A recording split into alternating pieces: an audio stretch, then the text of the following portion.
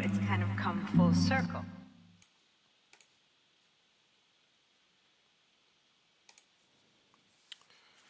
Good morning, everybody. You are watching the Patriot Preaches. My name is Ashwin Tachari. And today is July 15th, 2025. Whew. So my internet actually went out yesterday, so... hold up, Yeah, my internet went out yesterday, so... my stream cut off halfway in the afternoon, and then I recorded in the morning. I went live in the morning. And then, I checked back, and it was like reconnecting on Streamlabs. And then it wasn't live, so I'm like, oh my god. So it's like, I just gave up on it. So I just recorded half of it, and then I just put in the comments like, I'll be live tomorrow. I'll be live today.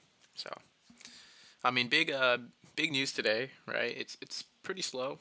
Things are developing very slowly in the Middle East and in Russia currently. So we have a story today. We can get into the recent story of Ukraine getting a new way to receive U.S. weapons, and this is what we know so far based on the New York Times. Patriot air defense systems, missiles, and ammunition are among the American-made weapons NATO allies will buy under an arms deal brokered with President Trump to help Ukraine defend itself from Russian attacks. Nearly all of the weapons are immediately available to ship to Ukraine, meaning they are either from existing military stockpiles or have just been built. Officials say on condition of anonymity to discuss ongoing negotiations. Mr. Trump portrayed the new agreement as lucrative for the United States, despite giving a few details on how it would be enacted. It is a very big deal we've made, quote, Mr. Trump has said. It's just him fear-mongering, honestly, if I'm going to be honest. This guy just plants stories in the press every day. Mr. Root said that at least eight NATO countries were ready to pay for the arms and praised Mr. Trump for helping Ukraine obtain what it needs to have to maintain to be able to defend itself against Russia. What weapons are part of the deal, you may ask? Germany has offered to buy 2 systems and Norway a third. The United States has far more Patriot batteries than any other military, more than 60 of the estimated 180 worldwide, according to weapons trackers at the International Institute for Strategic Studies in London. But it is not clear which countries are selling theirs. Trump did not want to commit to selling the United States supply of Patriots to Ukraine, and it is possible some arms will come from governments outside of NATO's 32-country alliance. Those countries would then be given priority to buy American-made replacements that have already been happening throughout the war. One unnamed country was poised to sell 17 of their Patriots, Mr. Trump said, because, quote, they are not going to need them, quote. That might be a reference to the 17 Patriot launchers that the system's American manufacturer Raytheon agreed in 2020 to sell in Switzerland. Along with other parts, launchers are just one component of a Patriot battery, which also includes a radar, a command, and a control center, and including interceptor missiles, just like the ones that the Iron Dome utilizes to you know, to counter Iran's ballistic missiles. Neither Mr. Rudd nor Mr. Trump detailed what other kinds of missiles and ammunition might be sold to allies for Ukraine. It could include more of what was previously provided, like the surface to surface Army tactical missile system known as ATACMS and pronounced ATACMS, that would come with broader authority to strike deeper into Russia. And keep in mind, with this support, they already have drone warfare that's very advanced, modernized, that Ukraine also has at their disposal, which is going to be a threat to Russia. Right? Some weapons that Ukraine has requested but never received are the Joint Air to Surface Standoff missiles, and they have longer range than the AT ATACMS, right? And they can be fired from F-16 jets that European allies have sent to Ukraine. And you may ask, how will this help Ukraine?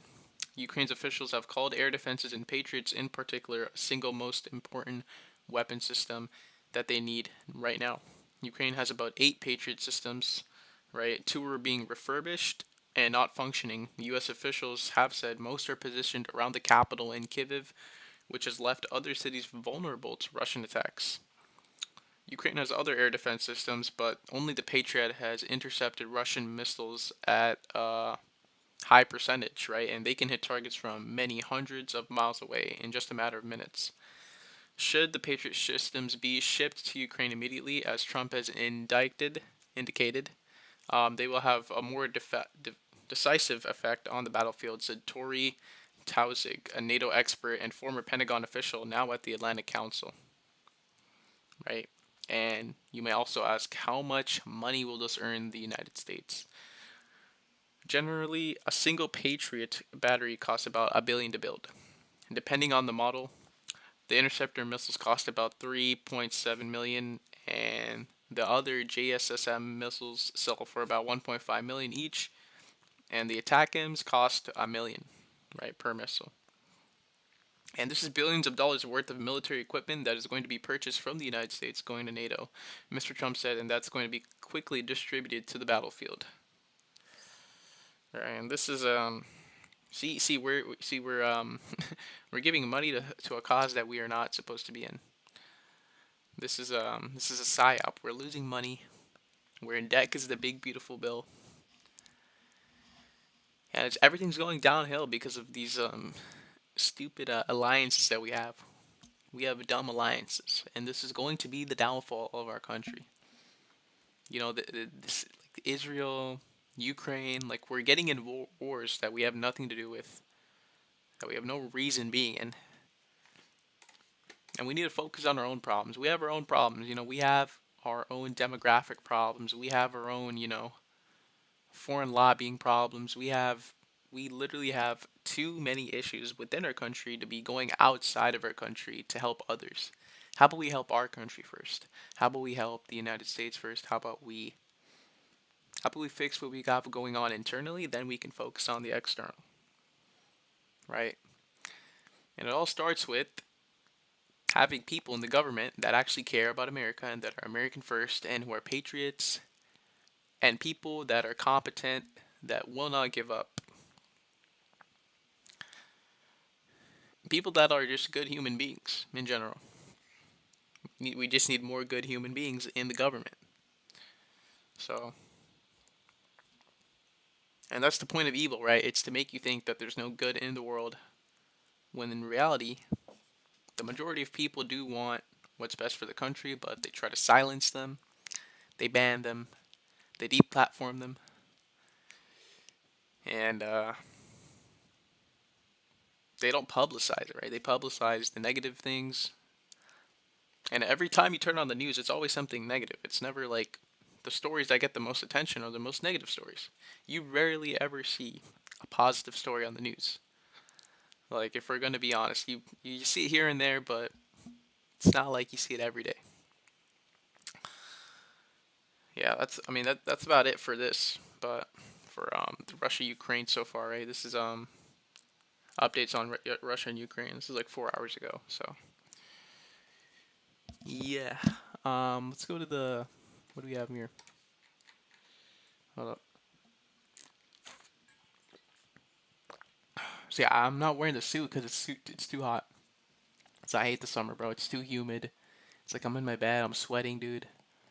Like I want to be like cozied up in my like bed. I'm like trying to fight for the warmth. You know what I mean? Like in Christmas when it's like you eat dinner and then you go in the bed. It's cold. It's like you gotta get under the blanket. It's like shivering. You're like, oh, and then you put on the movie on the MacBook, bro. I mean, I still watch. I watched the movie yesterday night, but dude, it's way better when it's cold. It's way better in the winter when you're watching a movie. But I mean, we can go into the main topic of why negotiations with Russia seem difficult lately, right? And currently, Russia's difficulty may come from the U.S.'s elite's ignorance of Russian history and its sensitivities to real or perceived threats of foreign invasion. Many Americans remember the huge drama which arose during the Kennedy presidency when the Soviets put a few missiles in Cuba. Foreign policy wonks still talk about how close we came to World War III. If anything, the closest we've been to World War III was probably a month ago. Like, they're trying to make it seem like that was something. No, I think this was the closest, in my opinion.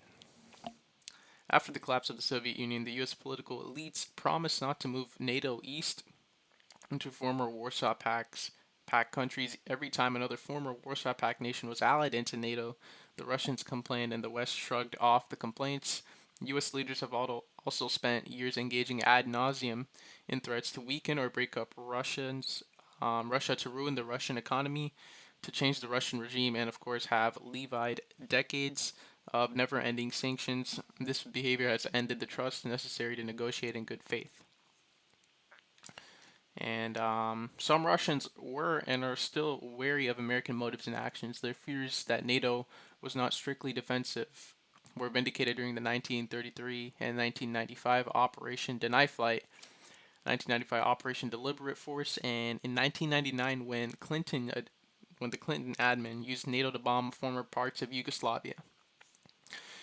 And the Yugoslavian example was not just a one-off NATO, which Gorbachev and Yeltsin were assured was defensive, has participated in the occupation of Iraq in 2003 during the terror wars and the destruction of Libya in 2011 as well. Right, this aggressive use of notionally defensive allies was paired with American diplomatic feckleness. The U.S. violated and canceled Clinton's 1999 agreed framework deal with North Korea and the Founding Act deal with Russia. The Russians complained for years that the Ukrainians were not following the Minsk Second Agreement and that the West was arming and integrating the Ukrainian army into NATO. Larry Johnson has published lists of the NATO exercises and in and around Ukraine over the past 2 decades.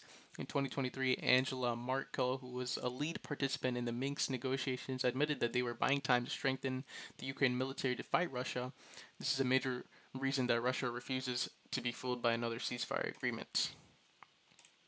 Right, and you may ask what the Minsk agreements are. For those of you who don't know, it's a series of international agreements which sought to end the Donbas war fought between armed Russian separatist groups and armed forces of Ukraine, with Russian regular forces playing a central part. Right after a defeat of Lovsovik at the end of August 2014, Russia forced Ukraine to sign the first Minsk Protocol, or the Minsk I. It was drafted by the Trilateral Contact Group on Ukraine, consisting of Ukraine, Russia, and the Organization for Security and Cooperation in Europe. Right after extensive talks in Minsk, Belarus, the agreement was signed on the 5th of September 2014 by the representatives of the Trilateral Contact Group and without recognition of their status. Right. By then, the leaders of the self-proclaimed Donetsk's People Republic and Luhansk's People Republic, this agreement followed multiple previous attempts to stop the fighting in the region and aimed to implement an immediate ceasefire. Right, now that you have some background information, in 2023, fast forward 2020, the U.S. unilaterally withdrew from the 1992 Open Strikes Treaty, which was intended to create some transparency to the deployment of nuclear forces. Right, similar to the Nuclear Proliferation Treaty, similar to that, because you need transparency when you're creating nuclear weapons, enriching them, because at any moment, anyone can just, kaboom. Anyone can just bomb each other and the world. Boom, it's done. The world's done. So we need to keep track of who has this bomb, who has that bomb, boom, boom, boom. We got to keep track. So that's why we create these treaties to regulate everyone's enrichment. Okay, you got this, all right, you got to chill. Or you got that, or you got, all right, calm down. Hey, you can enrich a little more. You're a little low. It's kind of like that. In December 2021, Russia made a peace offer to stop the advancement of NATO in Ukraine. The U.S. completely ignored it, again assuming the tired pose. Quote, so what are you going to do about it? Quote, Russian leaders are showing the U.S. and the NATO coalition what Russia can and will do. The world has been subjected to a relentless propaganda campaign declaring the Russian economy to be weak and about to collapse. The Russian Federation Army to be ill-trained and ill-equipped, fighting with shovels. The claim that Russia would run out of missiles by the summer of 2022 looks very silly now. The Ukrainian army has steadily lost ground since the failure of the U.S. orchestrated summer 2023 offensive. Right? And there's also a list of painful historical experiences with color Russian thinking. In 1941, when the Nazi Germany invaded the Soviet Union, they crossed what is now Ukraine with their southern thrust towards Stalingrad. More than 1 million Soviets died defending the Stalingrad alone. And the Nazi northern thrust towards the edge of Moscow crossed what is now Poland and Belarus. Napoleon's army had taken a similar route on its way to Moscow in 1812, and hundreds of thousands of Russians died fighting to drive his army back to France. The Russians suffered nearly 1 million casualties defending Moscow against the Nazis. All in all, 26 million Soviet citizens died fighting the Nazis in the Second World War. The Soviet army was also responsible for approximately 80% of the casualties in Wehrmacht. I'm really bad at pronouncing German names, I'm not going to lie. The U.S. lost over 400,000 Americans in both the theaters of the Second World War, which is a huge tragedy, but only a small fraction of the Soviet losses.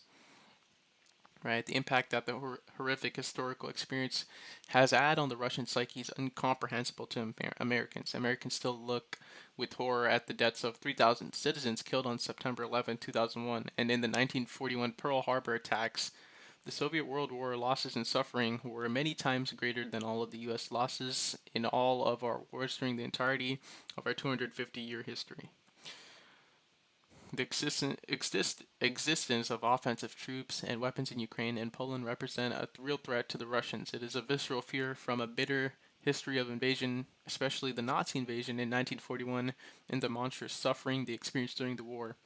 The addition of the long history of broken agreements and Western provocations all cause further hesitancy in negotiations. Similar to the Iran deal, how the Ayatollah is very hesitant to, engage in a peace treaty with the United States because the United States, we are sided with Israel. And as we know, Israel has attacked the Middle East multiple times, breaking ceasefires on some occasions, and it causes hesitancy, it causes lack of transparency, it brings up walls. So it's very similar, right? When you keep attacking someone, they're not going to trust you. When you want to broker ceasefire, you're like, you pitch them a ceasefire, you're like, nah, you guys are going to attack us again. So that's basically what's happening. While it is clear that the Russians have acted badly over the years, one cannot dismiss the threats, provocations, and material support the war provided by the U.S. and NATO as real obstacles to settling the conflict. And this is also true, right? The U.S. just keeps supplying Ukraine. If Ukraine wasn't supplied by the U.S., Russia would obliterate these people, right? In addition to the numerous treaties and agreements the U.S. has broken, American leaders recently inflicted especially serious blow to the country's international credibility during loud calls for ceasefires and to end wars, negotiated settlements, etc. The U.S. is suspected of having enabled a Ukrainian attack deep in Russian territory. This attack promised no serious effect on the Russian-Ukrainian war outcome, but it damaged Russian strategic bombers that form a part of the country's nuclear triad. Imagine if a country staged an attack on the U.S. Strategic Air Command base and damaged American B-2 bombers. There would be a huge outcry for war. Right, shortly after that disaster, during negotiations with Iran about its nuclear program, American leadership enabled an Israeli deception strike on the leadership of Iran. Many Iranian leaders were killed and more were targeted, including one of the negotiators, who was preparing to meet with American diplomatic team a few days later. Subsequent to the Israeli attack, the U.S., with much fanfare from the usual warmongers, bombed some Iranian nuclear facilities. Is this the way negotiations are going to be conducted in the future? That we don't know, right? And this kind of behavior violates century-old diplomatic norms, right? And after witnessing this destructive, disastrous behavior, the U.S. Who will the U.S. really trust, right? We're deeming ourselves to become a very untrustworthy country to negotiate with after Ukraine, after the Middle East, because of our coalition or allied ties with Israel, because they start fights on their own and we're dragged into them, and this destroys our reputation within the international community and destroys our foreign policy, and we're just being made out to look like backstabbers, villains, evil people. It's like, no, we're really not that. We're not bad people. We're just we're under occupation. I mean, let's see what we got. Let's see what's happening. Yeah, I was watching a movie, and now I'm like addicted to Letterboxd. So now every time I watch a movie, I have to put it on Letterboxd, and I have a category. It's called my favorite films, and I'm pretty sure it's just like, I mean, I put the classics, right? Lord of the Rings, Hunger Games, and I want to watch I've got Gladiator on there too. Yeah, I want to watch. I mean, I watch a lot of rom coms. Like, I'm not gonna lie. Like a lot of the chick flicks I do watch, cause it's entertaining. I'm not gonna lie. It's kind of some of them are entertaining. I want to watch Little Women, right? That's a really good one. Apparently, right. I always see edits on TikTok when I'm like, just like, I'm like scrolling. I see it. The nightly TikTok scroll when you're like on the side. Just like, I see like, oh, I need to watch Little Women. Let me watch that. So I'm probably gonna watch that today. So let me know. Let me know if you guys, put in the comments. Should I watch Little Woman or should I watch a war movie? Put a movie I should watch. Put a movie I should watch in the comments. Give me recommendations. Right. Oh, you guys should watch Silver Linings Playbook. That's one of my favorite rom coms. I watched it on the plane. Every movie I watch on the plane is really good. I think that's like a universal thing, a universal experience that everyone shares. Like the movie that they watch on the plane is literally like deemed to be the best movie that they've ever watched during for like 4 months, and then they forget about it. That's how it goes. But let's see what's going on in the Middle East. Let me see if I can give you guys some updates.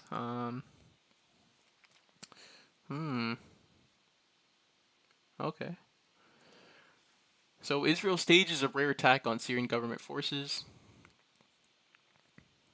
Alright, so a wave of deadly Israeli airstrikes targeted government forces in Syria and the Iran-backed group Hezbollah in Lebanon on Tuesday, escalating what Israel said were efforts to secure its northern border.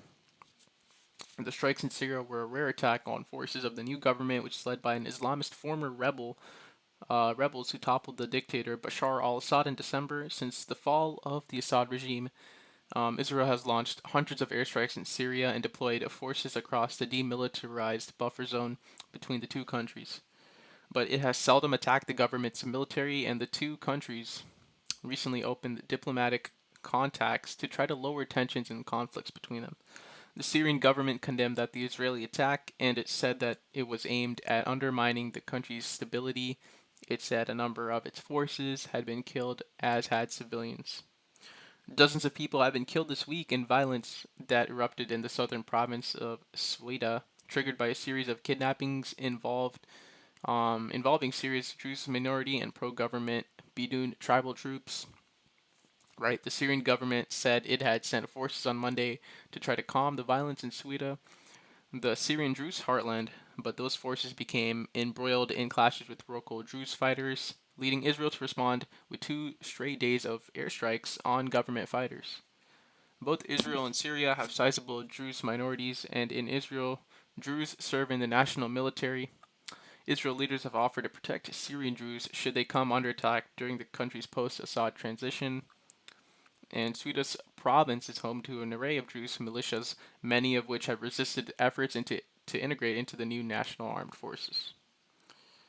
So, Israel's defense minister said, quote, the attacks were a clear message to both Hezbollah and the Lebanese government that Israel would respond with maximum force to any attempt by the group to restore its military capabilities.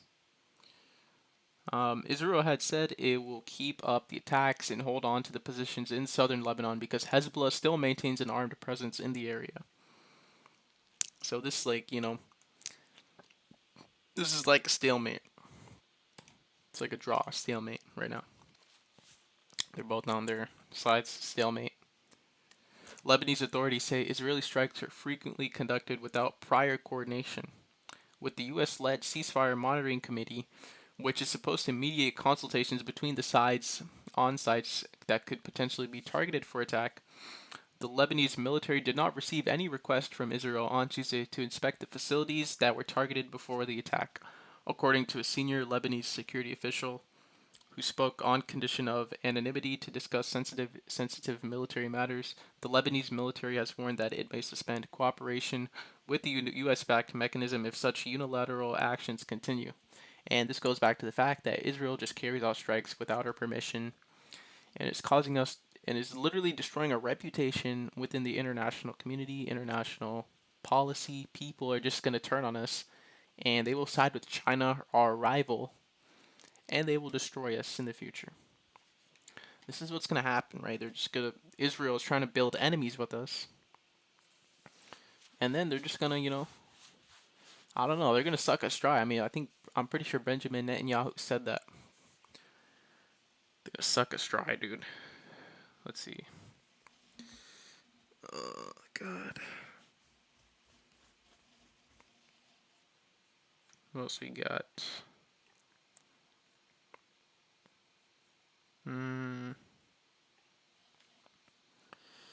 Ooh.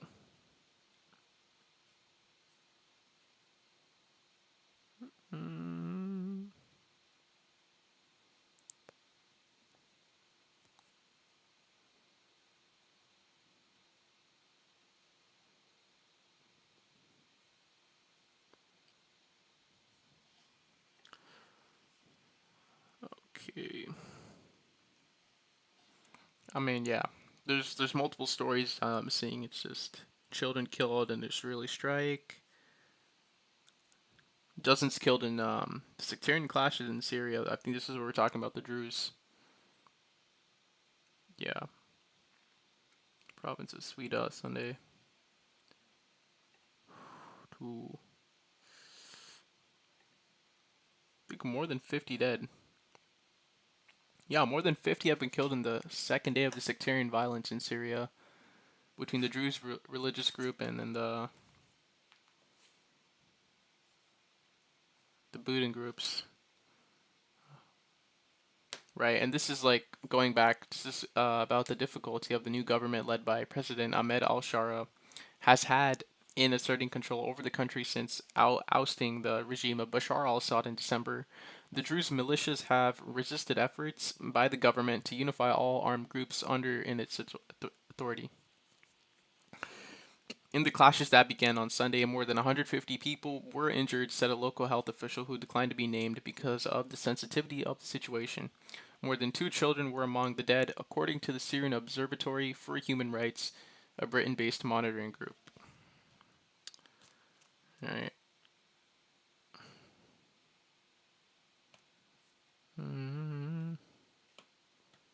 Yeah, they just want hegemony, bro. They're just waging war on everything, on every military group, on every militia. Ooh. It's pretty slow. I mean, there's nothing. Are we being involved in anything? I'm trying to see. Are we being involved in anything? I mean, the Epstein files are not being released as well. Pretty sure they're trying to get that up, but let's see.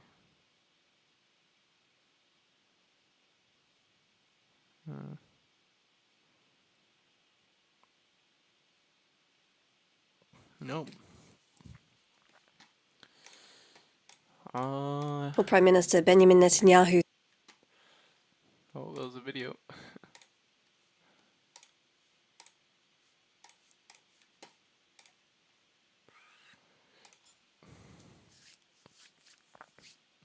Yeah, okay, so the GOP is now blocking the Democrats' attempt to release the Epstein files, if there are any.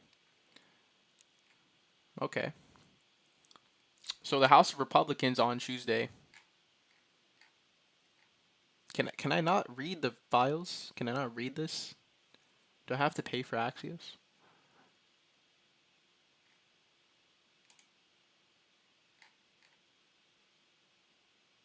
I have to pay? What? No, I'm not paying.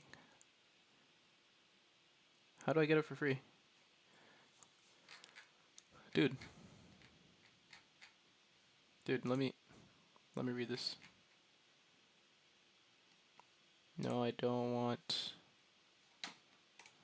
Hold on, let me go in. Let me see if I can.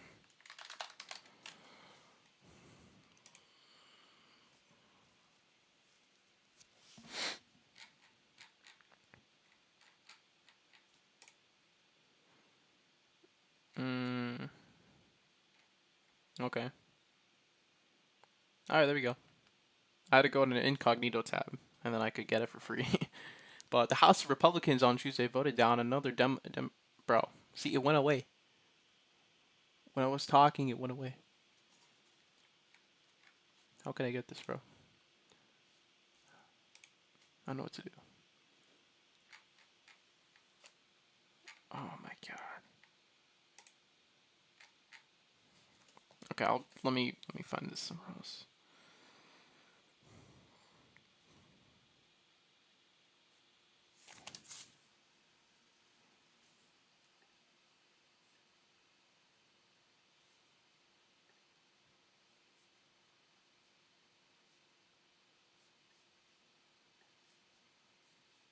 No, wait, this is not in the New York Times, because I have the New York Times.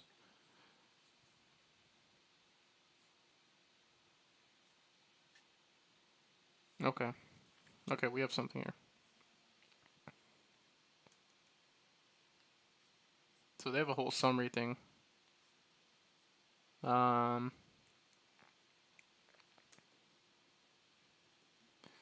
talking about, this is like an introduction article to like people who don't know about it. So I'm trying to get this good stuff. Hold up for you guys.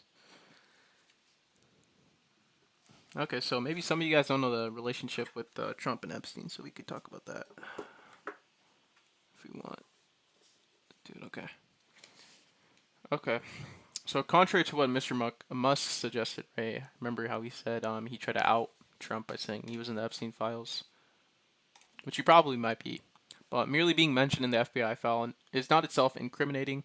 Since such files often contain witness statements, victim information, and bad tips, and a wealth of reporting shows that Epstein and Mr. Trump were best friends for years who saw each other frequently at high society parties in Florida and New York. And one of my favorite memes is actually the Trump and Epstein like laughing at each other, like and he's probably like talking about some girl he saw at the party, and he's like, oh my gosh, he saw it, like, and then Epstein's like laughing, and he's like, that's like what the context of the clip. That's what it looks like. I mean, knowing him, knowing Trump, and knowing like what he said on the bus, it's pretty funny. I'm gonna be honest. You grab her by the, it's funny. Like it's like, dude. And then people started like acting like they get offended. They're like, "Oh, why would he say that?" It's a joke. It's a joke, right? Maybe it's not a joke, but he didn't do anything. So it's like I don't know why like people get mad, especially women. They get mad. They don't like Trump. I don't like him either, but we don't like him for different reasons. I don't like him for the right reasons. You don't like him because of stupid shit. Women don't like him because of stupid shit. You know, real America First patriots don't like him because he's he's not America First. Anyways, um, let's see. Uh,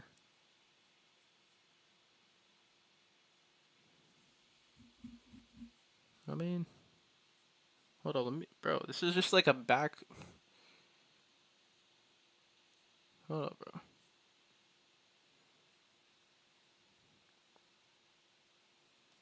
Mike Waltz. You guys remember the Mike Waltz Signal group chat thing? Uh, okay.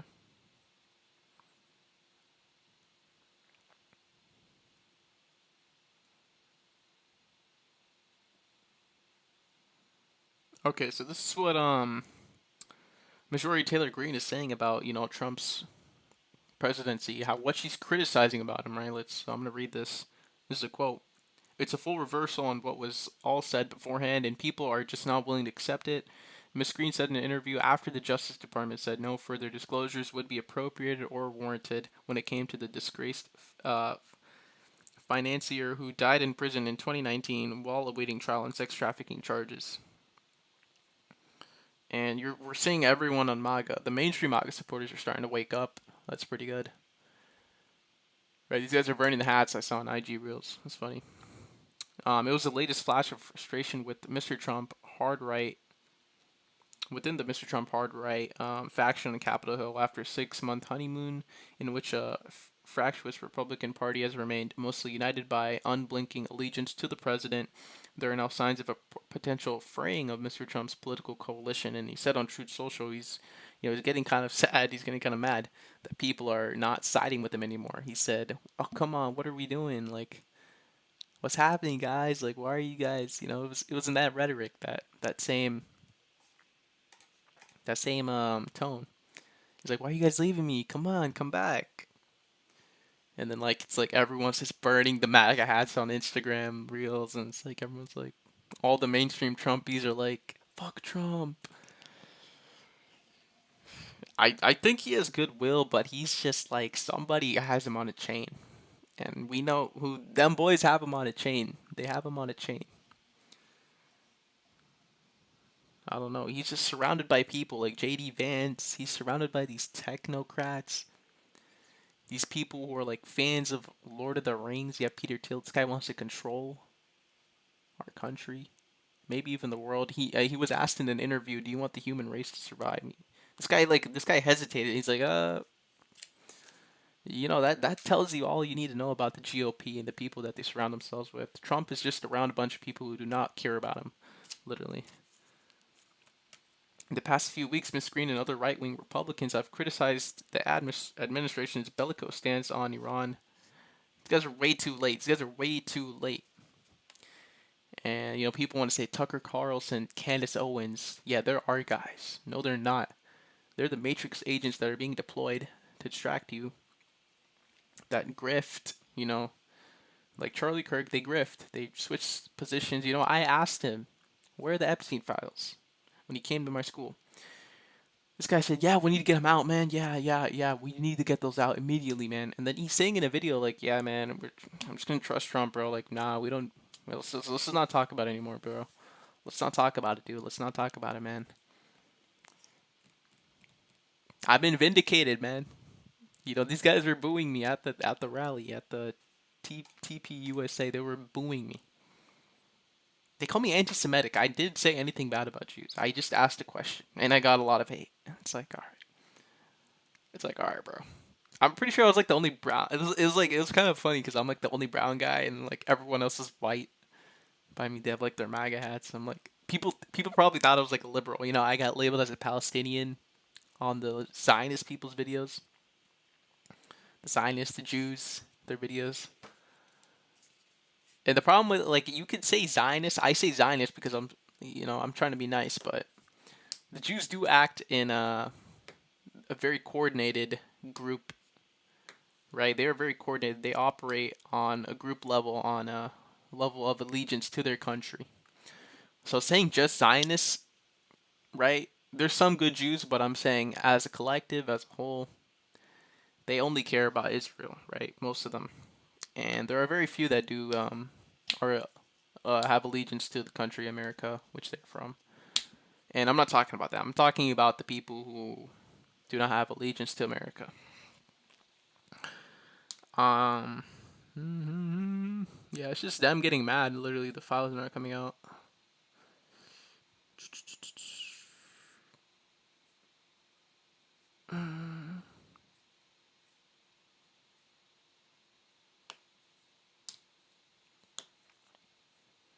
So we'll see. I mean, we'll see what happens with the files. We'll see some updates.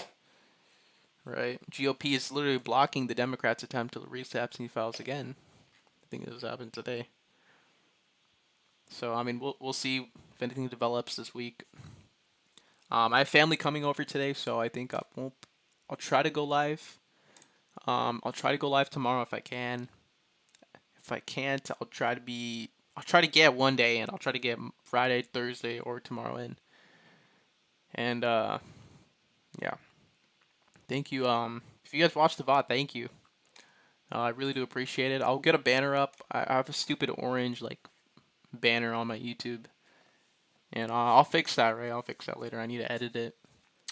I need to learn how to use Adobe Photoshop After Effects again. I haven't used Adobe Photoshop since senior year in high school. Yeah, I've never even I've never used Photoshop. I've used After Effects before.